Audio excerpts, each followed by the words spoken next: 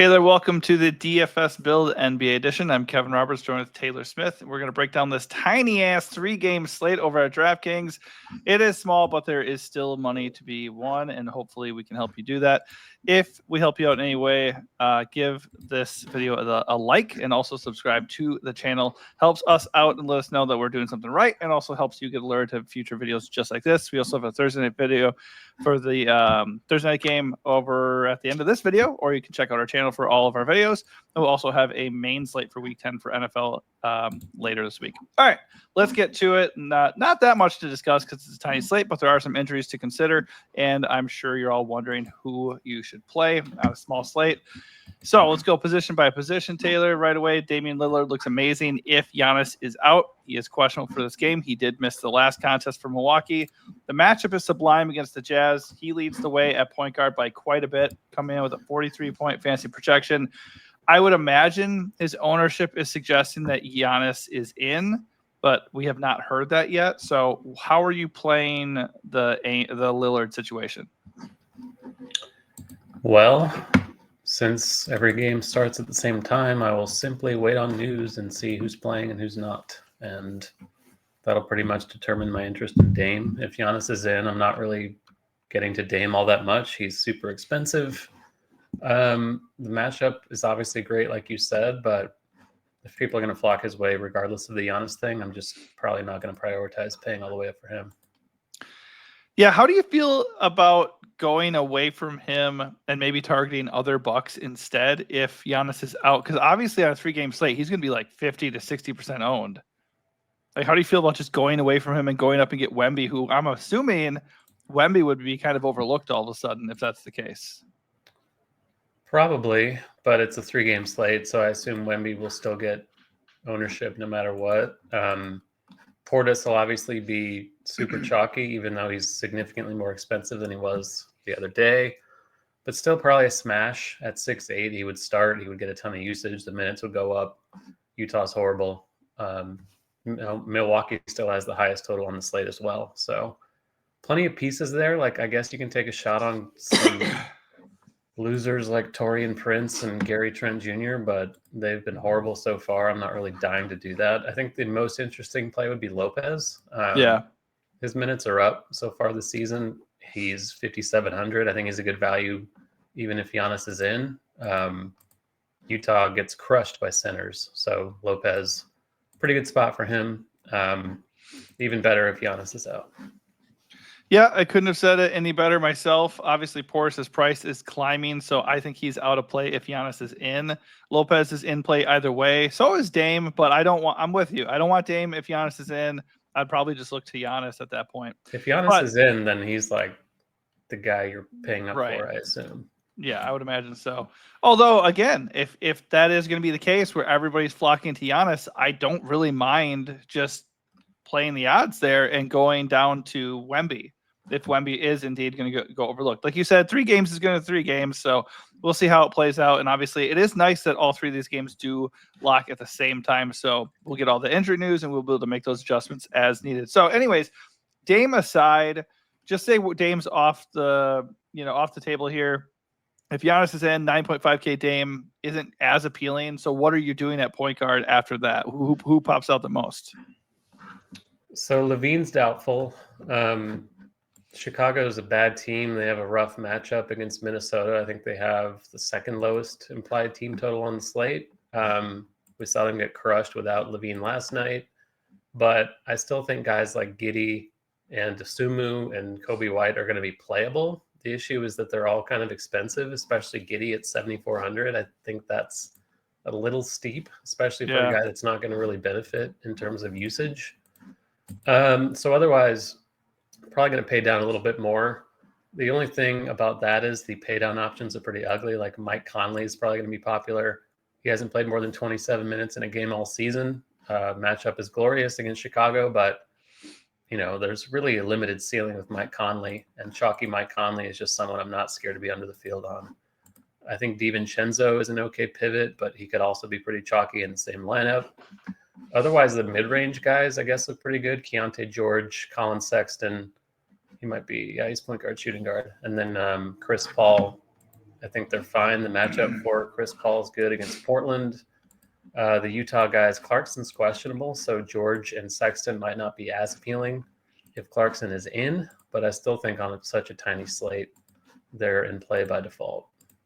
Yeah, with a slate this size, you can kind of go no wrong as long as you have some amount of logic backing what you want to do. But yeah, 53% owned Mike Conley. I don't have any hesitance in going away from that whatsoever. Obviously, it's tough because he is 4.6K, but it's like you said, you're not paying for a guy with a guaranteed 30 to 35 minute role. The matchup is great, but there's blowout risk. And who's going to be like the first guy to take a seat if this game is getting out of hand? It's going to be Conley, right? So I like the pivot to Dante DiVincenzo. He is pulling 30% ownership, so I'm a little hesitant there. But honestly, he's probably going to be bulletproof in the blowout proof in this situation. And at 4.9K, he is a very nice price pivot away from a chalkier Conley. So I'm on board with DiVincenzo much more than Conley. The guy I like the most at point guard, if I'm not going to pay up for Dame, is going to be Keontae George. His projection is not amazing, and his price has ticked up a little bit to 6.4K, but the matchup with the Bucks looks really good. That game in general is probably the game to stack if you're going to do a stack. And then, like you said, the other guys that would be on your radar are kind of priced up, and like the matchups aren't good. Anthony Simons, I guess, is okay, but he's like the second most expensive point guard on the slate. That doesn't feel great. And then, like you said, Giddey, even Kobe White, these guys, their prices are up and their matchup stinks. So everybody's on the table for a 3-game slate, but I think if there's going to be ownership flocking to Simons and Giddey, I will gladly either go with Kobe, who's like half the ownership of Giddey, or I'll just drop down further and go with Keontae George. I think if Giannis is out, you can look at Andre Jackson. He's 3,500, played 24 minutes in the last game. He's got guard forward eligibility. I think he is a perfectly fine punt, especially if someone like Conley is going to be chalk on this slate. AJ Green got 34 minutes. Yeah. Was that in the last game against the Cavs, or was that probably the last game because Giannis was out and they needed bodies? 34 minutes, 21 real points, 33 fantasy points. Can't really expect that again, but he is only 4.1K. What's his projection here?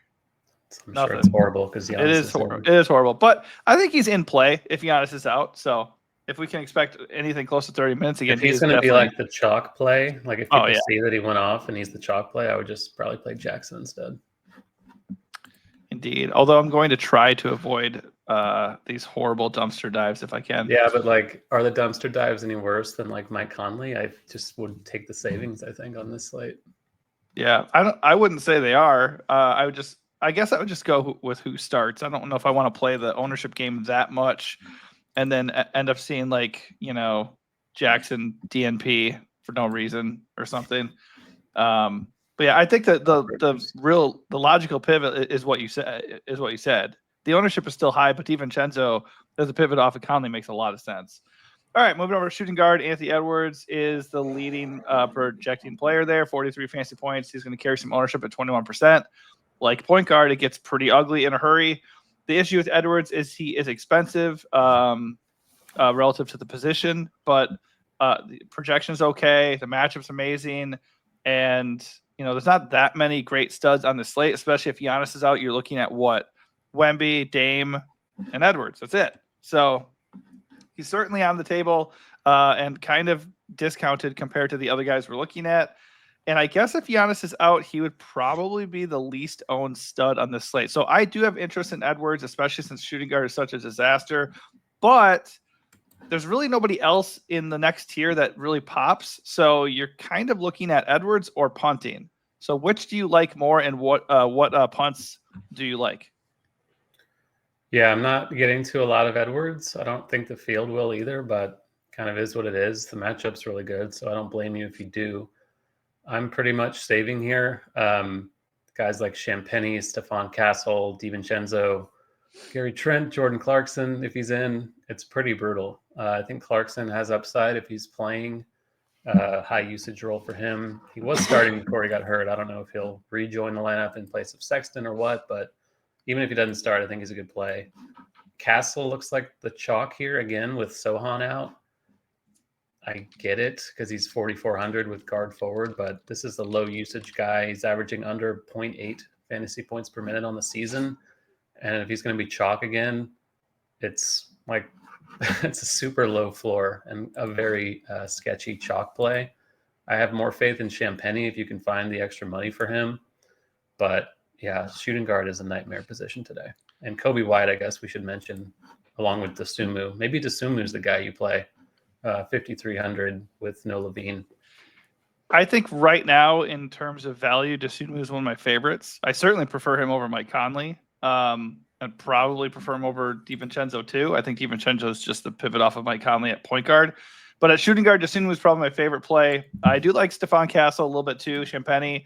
I think they're both just nicely priced but risky plays. Nothing wrong with them. One guy we'll mention who you'd think could get going here is Gary Trent. He's been horrific. I think he shot like 2 for 17 or something, just really bad. Let's see, what has he been doing? Nothing much. I can tell you that much. 2 for 17 in his last 2 games, just completely ghosted them in 2 games that they could have won against the Cavs. So he's been horrible. He could easily lose his minutes here to these other guys that you mentioned, Jackson and Green. But the Jazz rank 27th in 3-point attempts allowed and 22nd in 3-point makes allowed. So there is a path to Gary Trent's season. So if he's going to have like almost no ownership, he's coming with 11% on 3-game slate. That's kind of almost no ownership. I have interest in him just as long as he still starts.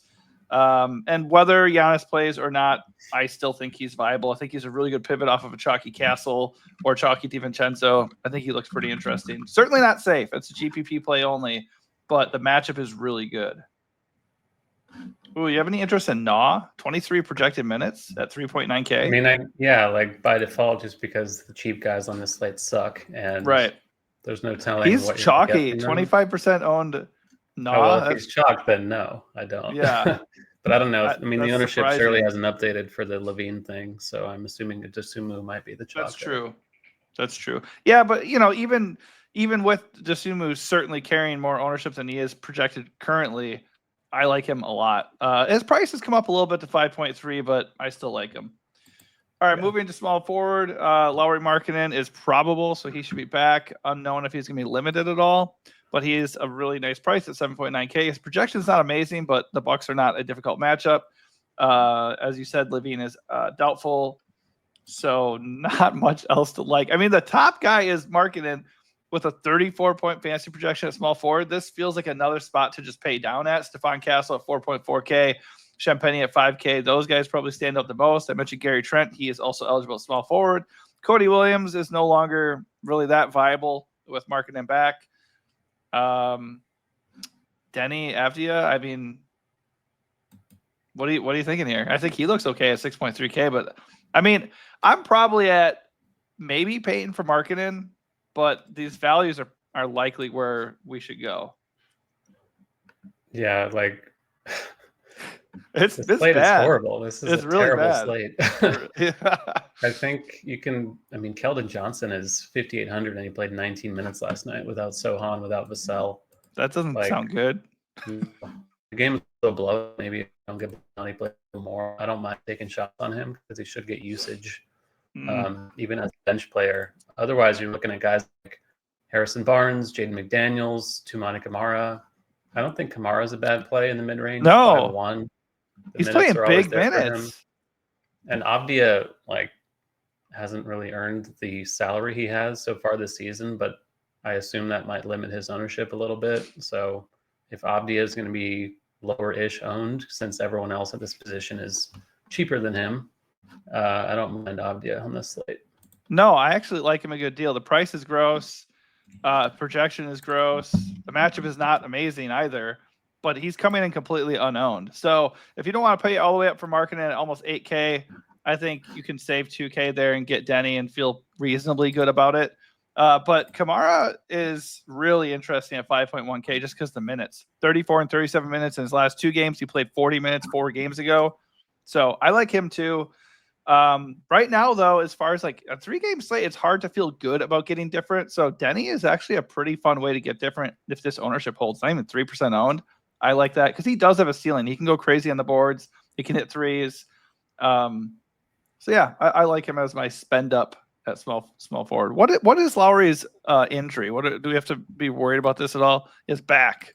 That's always fun. Back injuries are such a fucking mess. So I don't know. I don't know if I really want to pay for Markkanen. So I think Denny is going to be my spend up if I do that at small forward.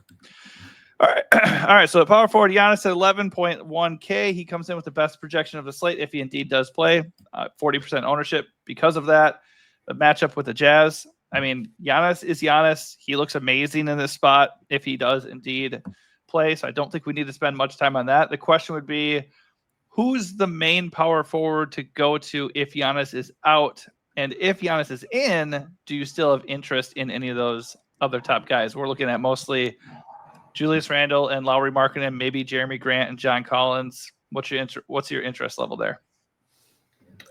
I have zero or next to zero interest in Collins with Markkanen likely to play. Like, Collins is expensive. He plays off the bench. His minutes have been up because Markkanen's been out. So Collins and Portis are like the same guy, assuming the starter's actually in. Portis is still a guy I'm playing a lot if Giannis is out, of course. I don't really think he's going to be out, so we'll see. Mm-hmm. Giannis is a guy I'm getting to a ton. Like, you need raw points on this slate, and there are only so many ways to get raw points with like 3 studs on the slate. So even with Giannis going to be 70% owned, I'm still going to get a lot of him because that's kind of the name of the game in NBA. Like, you can fade a guy like baseball, but really in basketball game late. So he and Embiid are going to be like, kind of guys you might have to have, not necessarily together, but it's hard to build a lineup that projects well enough without either of them. So, I'm getting to a ton. To be honest, if I'm otherwise up, is Julius Randle. The matchup against the Bulls is terrific. He's pretty hit or miss, but still decent enough salary, 8,200. I don't mind that. Mentioned Keldon at forward. Reed, he's okay. Like, there's always a ceiling there off the bench, but he's also getting a little expensive. I just hate the slate the more we look at it. Like, I don't like any of this stuff, but because it is the slate, like, you just have to do it. Yeah, I think Julius Randle is a rock solid play on this slate. I think he's an interesting leverage against Anthony Edwards if Anthony Edwards has his ownership spike. But right now they're both coming in at about the same ownership, 18 and 21%. His projection's solid. I don't have a problem with him at all at 8.2K. The only issue is, where are we spending most of our funds if Giannis is in? Can we really get to him comfortably and feel good about, like, how thin do we want to stretch ourselves with these values? That's a big question that I'm going to have to answer myself. One guy I really like is Naz Reid, 5.6K, really good per minute guy. Pretty safe off the bench here for Minnesota because if it does blow out, he's probably still seeing the fourth, So great matchup, good price still. And what did he do last time? I think he crushed last game. 45 fantasy points. He's had 28 plus fantasy points in 3 of his last 4 games. He's pretty safe for about 25 to 28 minutes off the bench. So I like him quite a bit. I don't think anybody else really stands out. Patrick Williams, 4.8K, projected for 28 minutes. That's not nothing, but I'm not excited about him. He might look a little better if they update for the Levine news. I don't know if they have yet. Let me refresh this thing. Yeah, I mean, Patrick Williams, if he's going to push for 30 minutes at 4.8K, he's on my radar for sure. He can get defensive stats and stuff. He's just not really the most reliable offensive player. Let's see if things have been updated. Not really. It hasn't really updated fully. So we'll just have to just work with the assumption that, it's going to update and those Bulls guys are going to carry ownership. Like, you're not going to get Ao Dosunmu at 7% ownership. It's just not going to be what's happening. The big one we're waiting for, obviously, is Giannis. If Giannis is in, less interest in all those other Bucks guys, including Dame, and Giannis looks awesome. I am interested to see what Dame's ownership will be, though, if Giannis is officially ruled in, or when he is officially ruled in. If so, because then he could end up being kind of interesting if he is only coming at like 20% ownership or something like that with Giannis in. That could still be interesting. All right, let's move it over to center to wrap things up. Giannis obviously takes the cake there, but right behind him is Wemby. Wemby, by the way, I don't know if you knew this, he is the top chalk stud of the slate. He is higher owned than Giannis, which is a little bit interesting, but he's $600 cheaper, so I guess that makes sense. And this projection is only down by 2 fantasy points. So Wemby across the board looks great. The Blazers are not a tough matchup at all. I guess there's a little bit of blowout risk here. Potentially in all three games, to be honest, because Portland's really bad. Chicago's not great, and Utah's not great. So that's very possible. But then also there are other options at center. So as good as Giannis and Wemby look, and as much as the ownership is kind of suggesting we should have a lot of interest in them, you got Vooch at 8.5K, almost a 40-point fantasy projection. Julius Randle, we already mentioned. And then you have DeAndre Ayton and Rudy Gobert. So there are a lot of options at center. Once again, it seems like we say that every single slate, but that is the case. So where are you at here? Are you eating the Wemby chalk? Do you prefer Giannis, or do you like one of these other centers to drop down and save a little bit of money with? I do prefer Giannis. I think his matchup is just a little bit better. So as of now, he's the guy I'm paying up for more. Like, there's enough cheap stuff on this slate to where the salary difference doesn't make a huge difference to me. I do wonder if it will be possible to get both of them in the lineup. It's going to take some really ugly shit, but there's enough cheap stuff, like I said, to where it might be doable. I mentioned liking Lopez a little bit. Regardless of the Giannis news, he's just a good price. Naz Reid, essentially the same play. Power forward eligibility helps him a little bit. Mentioned Randall as well. Guys like Kessler, Gobert, Ayton, and Vooch are kind of going overlooked by me currently, but that might change once the Vooch projection updates. He might look a little bit better. Issue is he's 8-5 now, and the matchup against Gobert is not necessarily an easy one. Ayton's a guy I kind of always gravitate toward for whatever reason, but as of now, I'm not getting a lot of him. He's over 7K at this point. Minutes for him have also not been nearly as high as they were last season. He's kind of hovering around 30. So take that for what it's worth. I think you can punt if you have balls of steel with Jalen Smith in a tournament, just because he's 3.6. He's always been good per minute. And if the game blows out, I think Jalen Smith is a guy who might be on the floor to close it out. He's really the only cheap guy I kind of like. I guess you can make a similar case for Donovan Clingan, but like that seems like a super deep dive, and he hasn't even been great. He's actually been pretty good per minute as well. So if Portland gets their doors blown off by San Antonio, which is not a particularly likely outcome, I guess you can consider Clingan as a full punt as well. Did you mention Walker Kessler? I mentioned him as a part of that mid-range group that I'm not really getting to with Gobert and Ayton, I think. I think he's kind of interesting just because there's ownership flocking to Brook and Naz right below him, and above him, like Rudy, Ayton, Julius Randle. Those guys are all getting a little bit of ownership, and Walker's getting overlooked. So I think he's interesting at 6.1K. Obvious double threat, can get a lot of blocks. The Bucks have not been an imposing matchup whatsoever this year. So I do have interest in him as a GPP play. Doesn't look like he's going to be very owned. So the reason why you like Ayton all the time, the same reason I like Ayton all the time, because he's usually too cheap and he's always a double threat. So he does have a ceiling, but yeah, he doesn't have the same minutes that he did before. Part of that in some of these games is due to blowout, but yeah, he's like kind of capped at like 34 minutes, it looks like. So I think he's in play, just like Rudy and Julius in that range. But he feels like the better play compared to Rudy and Randall, just because he's less owned than Rudy, and he's $1,000 cheaper than Randall. And by the way, Vooch is in theory a fine play, but as you said, not a great matchup. And 8.5K now, he's kind of priced up a little bit away from where I want to go. Perhaps because like he's had like a few smash matchups in a row, and he's done well. So like his price has gone up, although he did not do that well against Dallas yesterday. 33 fantasy points. All right, as we wrap things up here, we went a little bit over 20 minutes. Did not think it would go that long for a 3-game slate, but honestly, there's actually a lot to consider. And a lot of garbage out there today. A lot of garbage to sift through. All right, what is your flag plant for the day, and what is your overall strategy looking like? Well, like I said, like you can't really do a balanced build, I don't think, on this slate unless Giannis is out. It'll be more viable with like Lillard as your stud, but if Giannis is in, I'm just going to pay up for him as much as I can. It looks like don't really want to mess around with, not doing that. I wouldn't mind trying to pair him with Wemby if it's doable. There are plenty of dives on teams like the Spurs and Minnesota you can consider, but sure is gnarly out there. One thing I would recommend is just not playing a huge portion of your bankroll, maybe a little bit less than normal, just because it's a pretty gross slate. Indeed. I think I'm with you on Giannis. I think after locking Giannis in, assuming he plays, I'll go as balanced as I can after that. I do not think I'm going to target a second stud. I don't even think I'm going to target a second guy over 7K. I like Keontae George at 6.4, not very owned. I like Denny at 6.3, not owned at all. And then I'll eat a lot of the chalk value like Champagny, Castle, Nas, Desunmu. I don't mind eating that chalk value. The one thing I'd want to do is maybe find one extra third piece to get different at. Right now, I'm ending things with Brook Lopez, which I think is totally fine. But if Giannis is in, I don't know if I want to do that necessarily because he is currently carrying ownership because he's cheap and in the matchup is amazing. That said, getting additional pieces and more exposure to a game against Utah is not a bad idea.